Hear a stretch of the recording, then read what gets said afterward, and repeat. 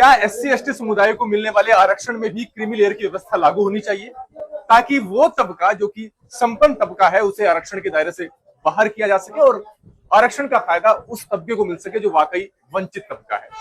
ये एक ऐसा सवाल है जो लगातार चर्चा में बना रहता है।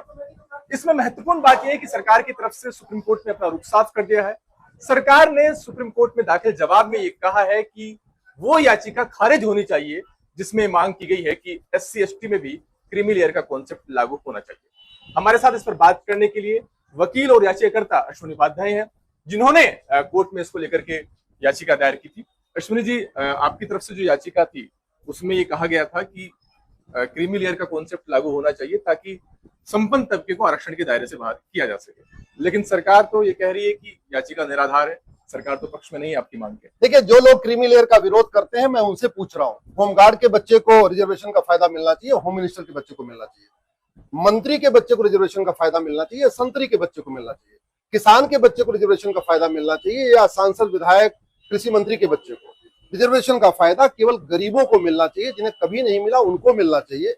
आज की डेट में ये हो रहा है कि लोग रिजर्वेशन के सहारे IAS बने, IPS बने, कलेक्टर बने, कप्तान बने, रिटायरमेंट के बाद वो सांसद विधायक भी बन गए हैं और फिर भी उनके परिवार को रिजर्वेशन का फायदा उठा रहे हैं। भाई, रामनाथ कोविंद जी राष्ट्रपति बन गए, उनके परिवार को रिजर्वेशन क्यों मिलना चाहिए?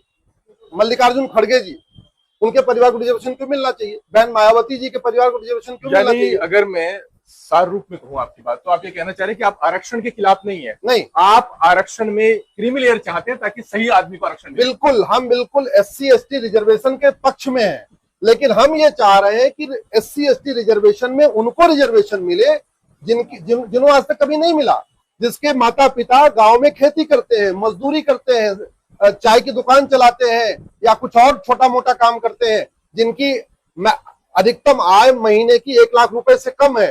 तो क्रीमी लेयर सिस्टम डाल देंगे तो उनको फायदा मिलेगा जिन्होंने नहीं मिला। रामविलास पासवान जी के परिवार को रिजर्वेशन क्यों मिलना चाहिए?